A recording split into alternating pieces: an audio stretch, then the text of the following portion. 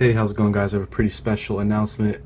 Tomorrow, or technically today, is the 4th of July, and I have made a special sale on the Liberal tier mugs. Through the 4th of July, there will be a 40% discount code on Liberal tier mugs, so be sure to go ahead and check them out. If you're ever going to get one, now's the chance. First link in the description.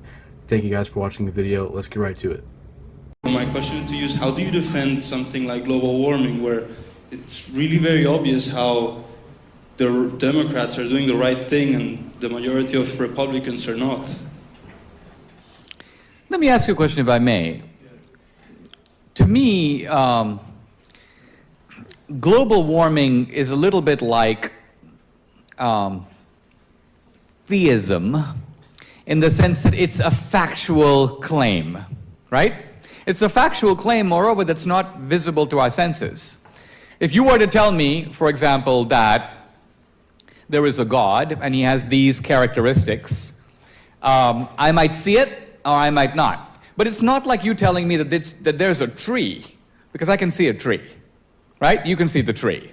So if I don't see the tree, something's wrong with my eyesight, right? But if I don't see God in the way that you see him, it's not because it's not because I lack eyes. I see the same facts that you do. I just don't agree with your interpretation of evidence that is a little opaque to our senses, right? So here's global warming. My question to you is, why is it, to you, a moral issue? Either the Earth is getting hotter, or it's not. We don't feel it getting hotter, right? You're looking at one set of data, I'm looking at one set of data. Let's say we disagree over what this data means. We don't disagree about temperatures by themselves, we disagree about the cause of those temperatures and the significance of them, and what we should do about them. For example, let's say you were to tell me that in the next room, the temperature is 800 degrees, right? Or let's say the temperature is 110 degrees. I have two choices. I can go in there and say, how do I change the planet to bring the temperature down from 110 to, let's say, a livable 90? Or I can say, maybe I should take off my jacket and try to adapt myself to the climate instead of trying to adapt the world to me. Which is easier? Is it easier for us to adapt to global change that is massive, has been occurring over millennia, and it's very unclear how we can address it? Or is it really worth... So what I'm getting at is, where's the moral issue here? What's moral about it? I mean, the moral consequences of not doing anything about global warming, you know? And the people that are supposed to suffer a lot because of not dealing with global warming, especially the poor people in Africa and in many places that are very affected by rising sea levels or lack of vegetation or food. But my question is, maybe they're wrong, but wouldn't you just like to bet that they're right for the, you know? Don't you think it's much more beneficial?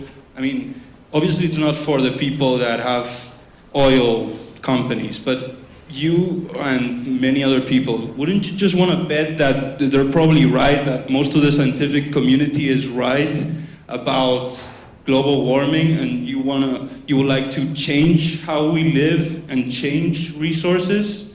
Like, wouldn't you just want to bet for that? Well, look, I come from a poor country, India, right? India is trying to go from being a third world country to being a second world country. Now, what this means in terms of human welfare is we're talking about hundreds of millions of people going from starvation to basically having 1 or 2 meals a day, right? We're not talking about becoming rich. We're talking about a country climbing out of the most degrading type of poverty. India cannot do it without energy, without oil, without essentially the lifeblood of an economy. India and China, the two greatest human success stories in the world in the last 30 years, have come up by massively increasing their demands on world energy. They need it desperately. Poor Brazilians desperately need land, and they need farming, and they need logs, and they need timber, and they need paper. So these resources are not some world luxury. They're the very basis of the poorest of the poor, the wretched of the earth, climbing up in the world. So it's a complete fallacy to see the global warming debate as between oil companies and idealistic environmentalists. That locates the whole debate in the West, as if it's just some argument between Exxon and Brandeis. No, that's not where the fight is taking place. Poor countries need stuff to grow. They need food. They need fertilizer. So if you start classifying no fossil fuels, no this, no that, tax on this, tax on that, no oil, the point is you're not hurting the rich guys. I don't care about Exxon. You're actually hurting all these poor people who need this stuff to come up. That's why you'll never see big global warming demonstrations in Mumbai, unless they're staged by the government. They'll never occur. Just like you never see protests against multinational corporations in Mumbai. You go try and you put up a sign that says Nike, and the next day there'll be 500 people standing in line. Why? So I'm simply trying to alert you as someone who's grown up on the other side of the world, as you apparently have, that this is actually a much more complex issue. And so it's not that I have a side in global warming. It's not my issue. It's just that when I hear these extravagant claims that have no empirical experiential support at all, I'm on my guard. That's all I'm saying. Okay, next question. And I didn't say this, you said this. I'm a beneficiary of illicit white privilege. Okay? Illicit? Well, isn't all white privilege illicit? Is it deserved? Well, in this current system, there is legality. Illicit means immoral. Okay, then immoral white privilege. Yeah. Okay. So then if I were to say to you, there are surely many deserving minorities who would like to come to Amherst but have the inherited disadvantage of American history. Therefore, since you are an acknowledged beneficiary of illicit privilege, would you be willing to step aside voluntarily, putting your own moral mouth where your self-proclaimed virtue is, and give your seat, not my seat. I realize you may be super generous with other people's advantages and favor affirmative action, so other white kids who apply to Amherst are turned away to open spaces for minorities. But I'm not talking about you acting out your virtue on them. I'm talking about you acting out your virtue on you. Mm-hmm. Are you willing to give up your illicit seat that you don't deserve here at Amherst to make room for a disadvantaged minority? Yes or no? Okay, well, let me start here. I don't know how you got on the topic of affirmative action. By following the logic of your... No, I never said specifically that I think that race-based affirmative action is the best way to rectify the systems of injustice that... Why don't you practice it by stepping out? And why don't you go to the registrar tomorrow and tell him you want to withdraw from Amherst? Are you listening to what he just said to you? Get on. Yeah. I'm listening. Think about it. Go ahead. Okay, well, I mean... Look, I'm only continuing to engage because you continue to engage with me, and I do want to hear other people's questions. But in response to that, again, what you're trying to demonstrate is that everyone's hypocritical. As someone once said, that we're all dirty up to our arms, right? We're not all perfect. None of us is perfectly morally consistent. Now, I've said absolutely nothing about affirmative action.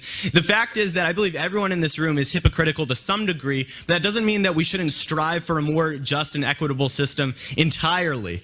There have been points in my life in which I have given up some of the privileges with which I have been endowed simply because I realized that it wasn't the right thing to do. At the same time, I think everyone needs to survive, and that we understand that we exist in an imperfect system, and that we have to conduct our business in such a way as to not only adhere to our moral standards, but to the standards imposed upon us by the system in which we live.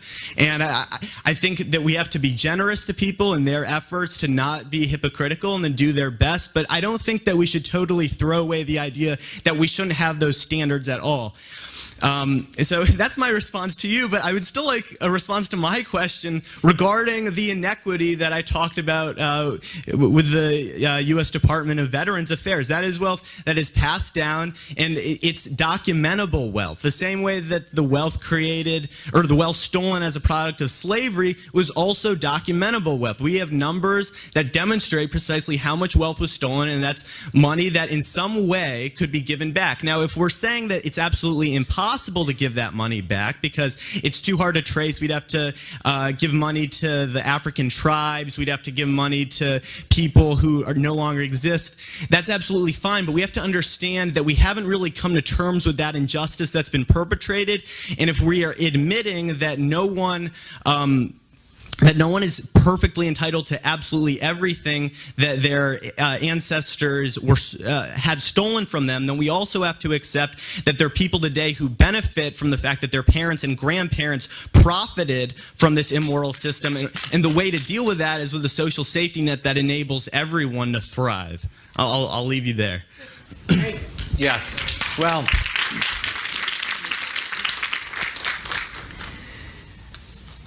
the core of the American system, this will actually answers your question directly, is that what do we do about the conquest ethic of the past? And here there are two options. There are two options. One option is we establish equal rights under the law. That was the solution of the civil rights movement, that we have had race-based discrimination, we've had racial hierarchy. Let's stop. Let's treat people according to the color of according to the content of their character. Equal rights under the law. Equal rights under the law. The other option, which you're defending, is you could essentially call it, let's correct for history. Let's correct for history. Let's try to find out who are the people in possession of stolen goods, and let's return it. Now, the first thing I'm trying to say is, this is a hugely controversial principle because it actually involves wrecking the freedom of a free society. You basically have to put it frankly, if we were to carry that out, go into people's homes and take their stuff. Take their furniture, take their cars. You don't seem to have even the guts to do that. You don't have the moral self-confidence to do it yourself. It may be, if I am advocating a rule of social justice and I'm advocating it for the whole society, before I persuade everybody else, let's say I'm a Christian and I believe everybody should give 10% of their wealth to help the poor. And I go, you know what? The Bible says this, the Bible says that, everybody should give 10% of their wealth to help the poor. And somebody says, Dinesh, are you giving 10% of your wealth? And I'm like, actually no, but I did do some tutoring. And you go, wait a minute, aren't you advocating, aren't you saying that there is a moral duty to do this? Why don't you do it? Before you convince us, you do it. And you're like, I don't think I should do it because society is extremely complex, and I don't think I should do it unless everybody else does it. No, either you believe in it and you do it. Once you've done it, you might impress us. And then you might convince the rest of us that our wealth is also ill-gotten. But you can't do it. And I'm not trying to indict everybody of hypocrisy, only you. Because you're the one who said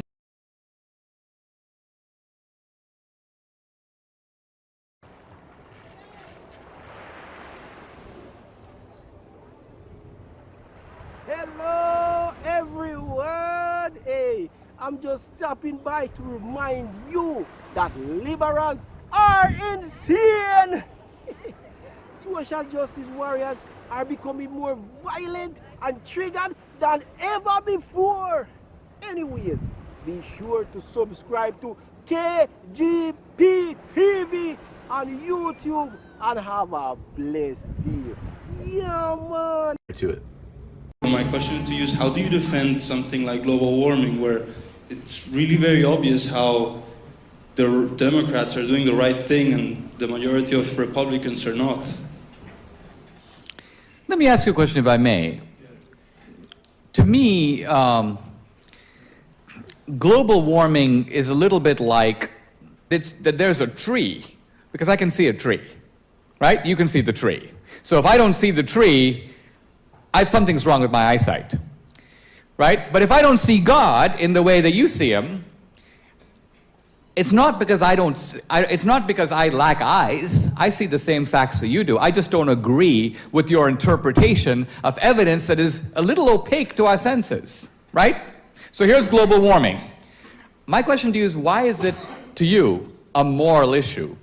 Either the Earth is getting hotter, or it's not. We don't feel it getting hotter, right?